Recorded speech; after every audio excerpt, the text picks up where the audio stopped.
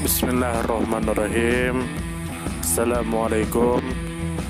Bertemu lagi dengan sendiri atau diantarin.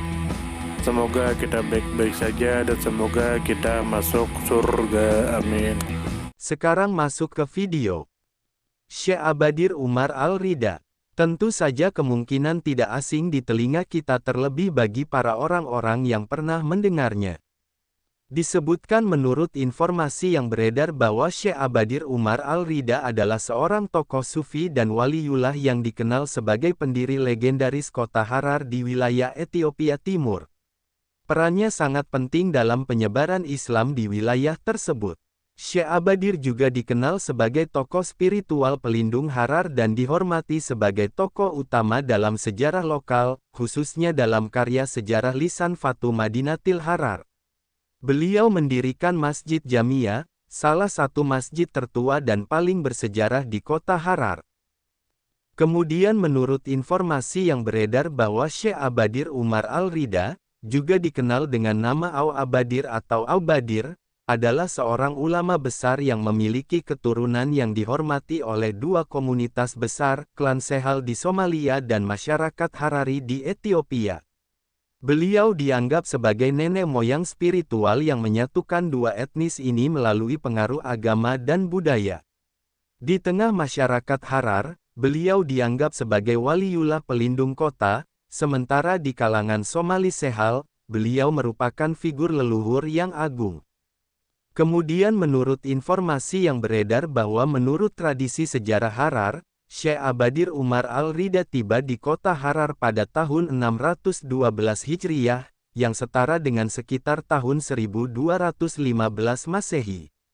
Peristiwa tersebut terjadi pada abad ke-13, masa yang dikenal sebagai periode ekspansi intelektual dan spiritual Islam dari semenanjung Arab ke Afrika Timur. Kemudian menurut informasi yang beredar bahwa kegiatan dakwah dan pembentukan komunitas Islam oleh Syekh Abadir Umar Al-Rida terjadi di kota Harar, yang kini berada di wilayah timur Ethiopia modern. Beliau datang dari wilayah Hijaz di Jazirah Arab, yang kini merupakan bagian dari Kerajaan Arab Saudi, dan menetap di Harar yang menjadi pusat keagamaan penting di kawasan Tanduk Afrika.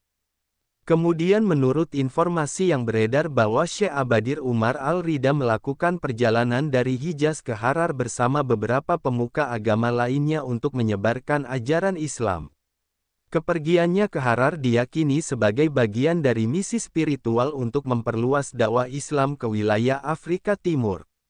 Beliau juga menikahi seorang wanita Harari setempat, yang memperkuat integrasinya ke dalam komunitas lokal dan mempercepat proses Islamisasi dan pembangunan spiritual di kota tersebut.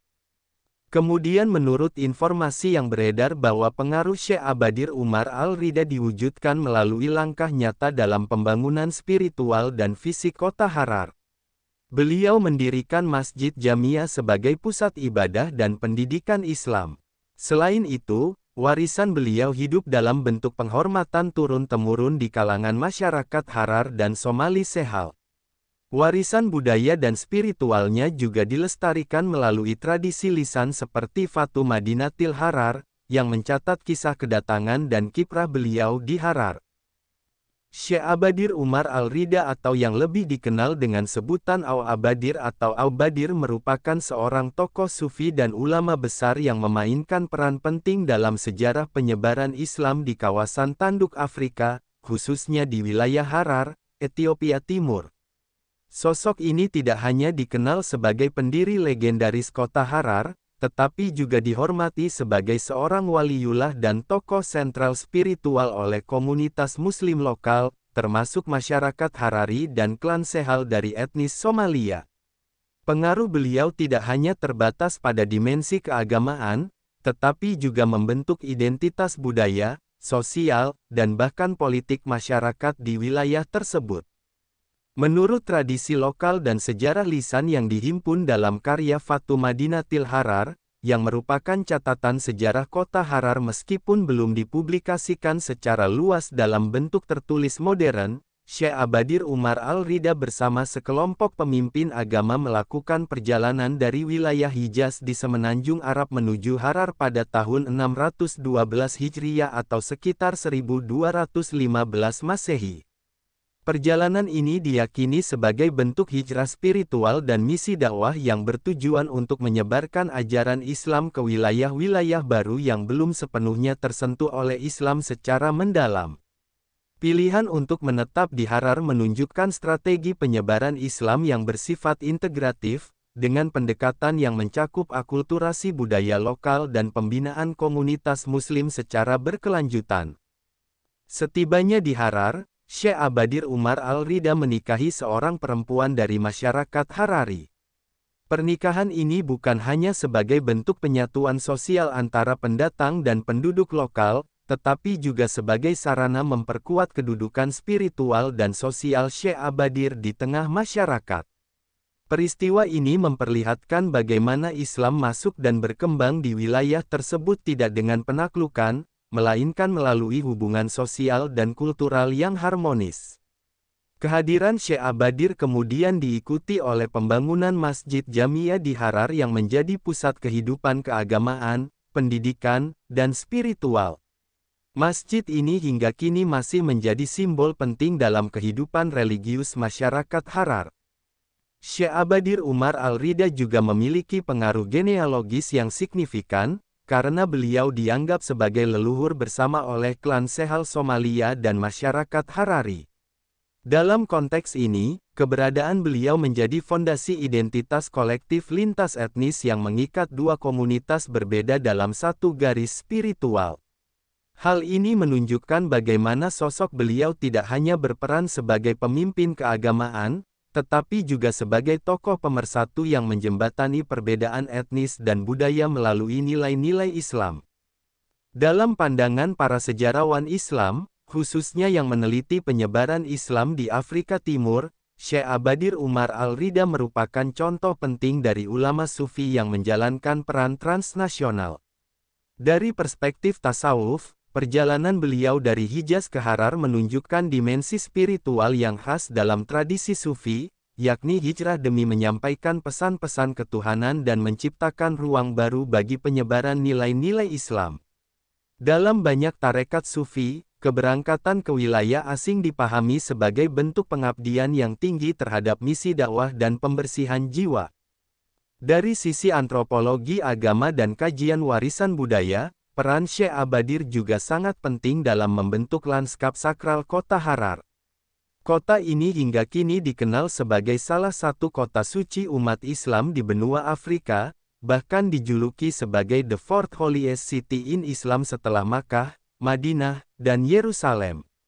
Salah satu faktor utama yang memberikan status kesakralan ini adalah keberadaan makam Syekh Abadir yang dihormati dan menjadi tempat ziarah oleh ribuan Muslim dari berbagai belahan dunia.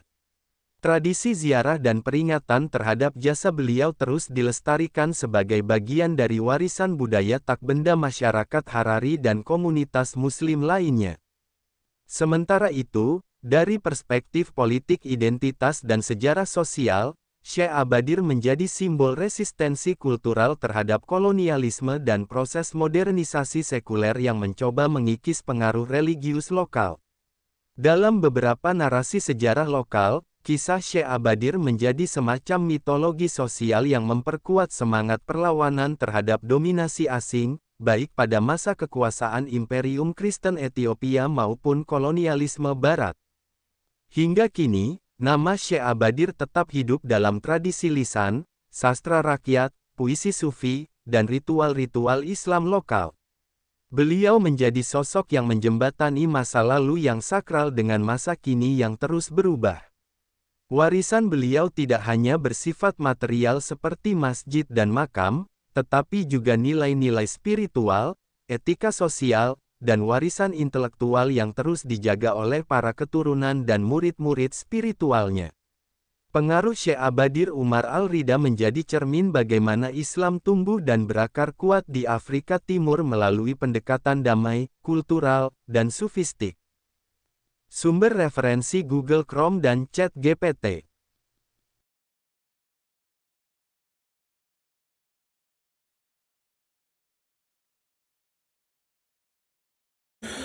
Tentu kita tahu bahwa dalam setiap perjalanan hidup selalu ada saat ketika diri kita merasa lelah, goyah, bahkan ingin menyerah. Namun di balik setiap perintangan tersembunyi peluang untuk tumbuh dan menguatkan diri kita. Hari ini adalah kesempatan baru, saat yang tepat untuk kembali menyusun niat, memperbaiki langkah, dan meyakini bahwa setiap tetes usaha tidak akan pernah sia-sia. Bangkit bukan karena tidak pernah jatuh, tetapi karena memilih untuk tidak tinggal dalam kejatuhan. Teruslah melangkah meski perlahan, karena selangkah lebih dekat adalah lebih baik daripada diam dalam keraguan. Ya Allah, ya Tuhan kami yang Maha Pengasih lagi Maha Penyayang, jadikanlah hidup kami ini sebagai ladang amal yang penuh berkah. Berikan kekuatan untuk terus menebar kebaikan di dunia. Anugerahkan kemudahan dalam menghadapi segala ujian, dan karuniakan akhir kehidupan yang baik. Lindungi diri kami dan keluarga dan fitnah dunia yang menipu. Jadikanlah akhirat kami sebagai tempat peristirahatan terbaik, dan masukkanlah kami ke dalam surga-Mu bersama orang-orang yang Engkau cintai, serta jauhkan kami dari siksa api neraka dan kemurkaan-Mu yang tak tertahankan. Kepada setiap orang yang pernah hadir dalam perjalanan ini, terima kasih atas waktu, kebaikan, dukungan, bahkan teguran. Maafkan atas setiap kata yang menyakiti, sikap yang mengecewakan, atau hati yang mungkin belum sepenuhnya mampu menjaga. Manusia tidak pernah sempurna, namun ketulusan untuk tetap terus belajar dan memperbaiki diri tidak akan pernah padam. Tentu kita tahu bahwa kebaikan tidak selalu datang dalam bentuk besar.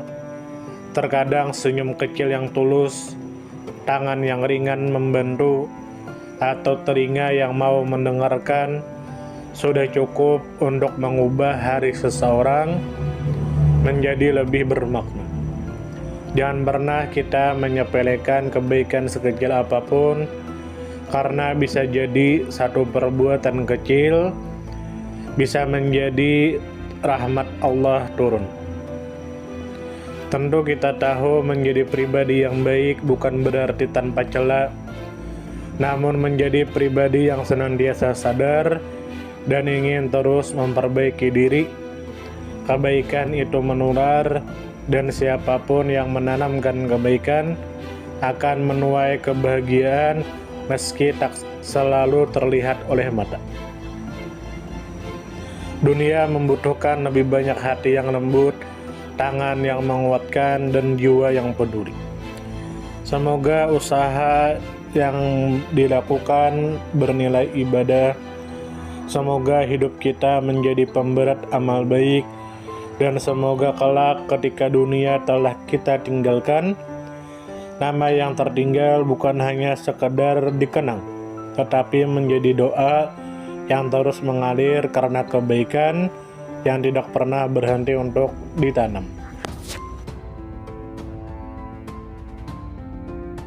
Terima kasih banyak. Mohon maaf jika ada salah. Silahkan jika suka ditekan tombol like. Silahkan share, dan jika ingin memberikan saran dan komentar, silahkan komen. Semoga kita baik-baik saja, semoga kita masuk surga. Wassalamualaikum warahmatullahi wabarakatuh.